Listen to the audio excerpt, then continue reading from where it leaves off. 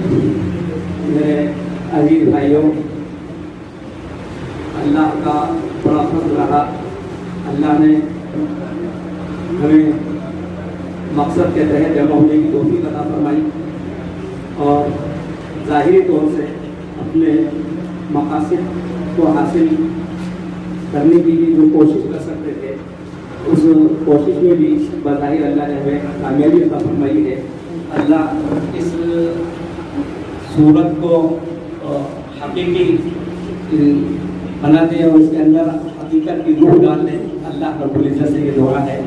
یہ محض صورت نہ رہے بلکہ یہ حقیقی اور زندہ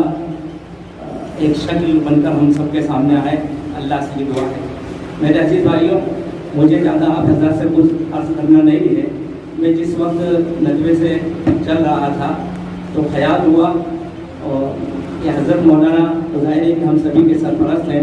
اور تعلیم اصلاحی کمیٹی کے بھی وہ سرپرست ہیں، برابر ہم حضرت کو تمام چیزوں سے آگاہ کرتے رہتے ہیں، لیکن حضرت مولانا کی طبیعت ادھر ناساز چل رہی تھی، اس لیے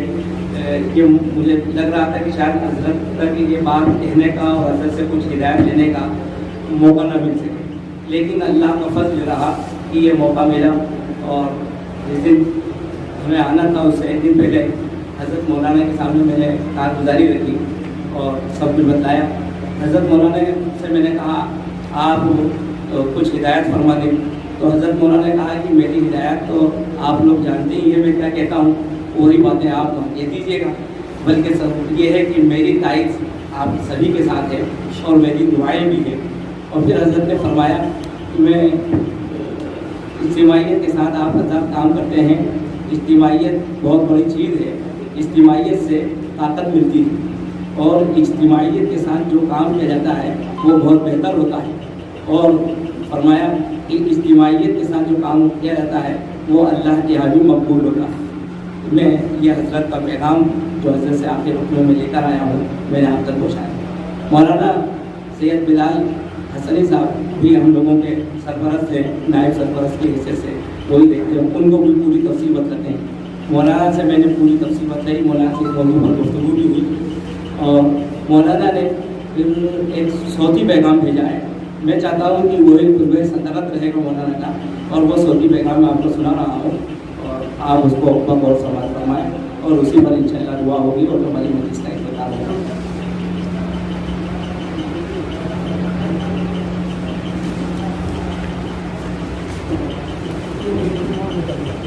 بسم اللہ الرحمن الرحیم، الحمد للہ وکفیٰ وسلام علی عبادہ الذین اصطفیٰ،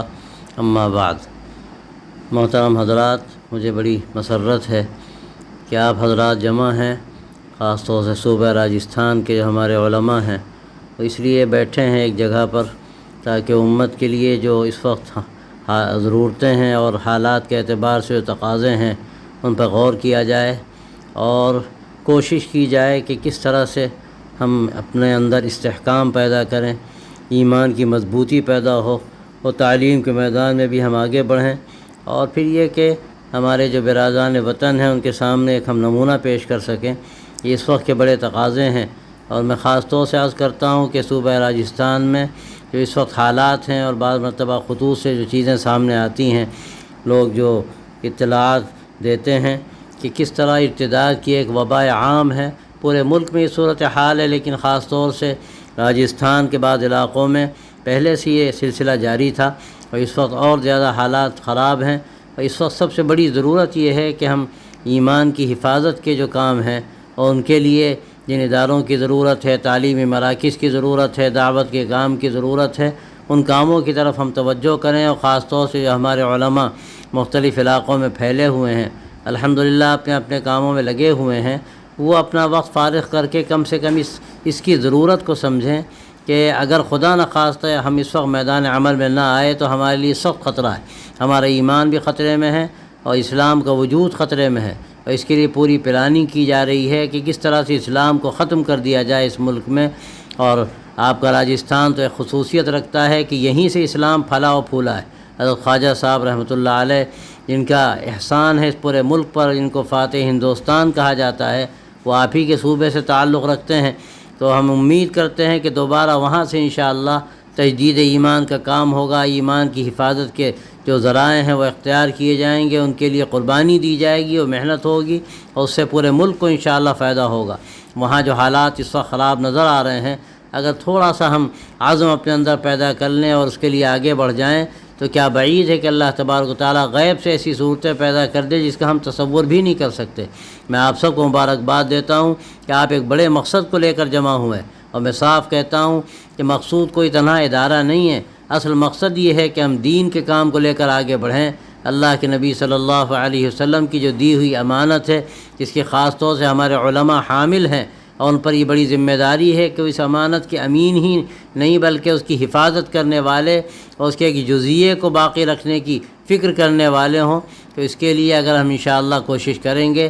تو حالات بھی بہتر ہوں گے، اور کیا بعید ہے کہ اللہ تعالیٰ آپ کے صوبے کو دوبارہ وہ مقام عطا فرمائے جو کبھی اس کا مقام تھا۔ اور یہ اجمیر جہاں حضرت خواجہ صاحب آج مدفون ہیں، اور اللہ معاف کرے خود ہمارے لوگوں میں نہ جانے کیسی کیسی خرابیاں پیدا ہو رہی ہیں، اور ہم شرک کی جو اس کی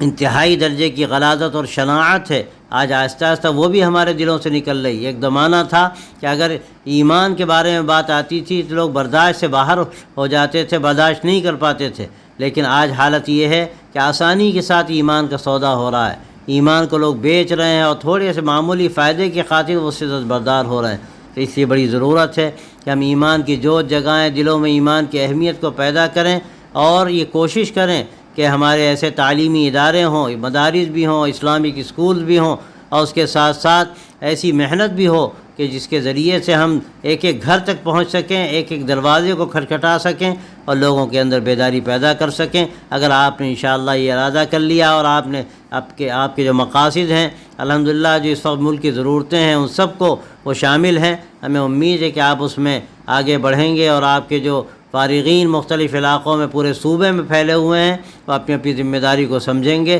اور سب سے بڑھ کر جو ایک سب سے بڑی ذمہ داری اسلام کی، دین کے علم کی اللہ نے ہمیں دی ہے، ہم اس ذمہ داری کو پورا کریں گے، اور گھر گھر تک ہم دین کو پہنچائیں گے، اور علم دین کی اشاعت کے جو بھی انتظامات ممکن ہوں انتظامات کریں گے۔ میں آپ کو پھر مبارکباد دیتا ہوں، اور امید کرتا ہوں کہ آپ کا یہ اجلاس، آپ کا یہ اجتماع انشاءاللہ خیر و برکت کا اجتماع ہوگا، اور اس کے ذریعے سے کیا بعید ہے کہ ایک بڑا فائدہ پورے آپ کے صوبے کو پہنچے اور ایک ایمانی بیداری پیدا ہو۔ اللہ تعالیٰ آپ کے جمع ہونے کو قبول فرمائے، اور خیر و برکت کا اللہ اس کو ذریعہ بنائے، اور ہم سب کے اندر اللہ تعالیٰ ایک بیداری پیدا کرے۔ وآخر دعوانا الحمدللہ۔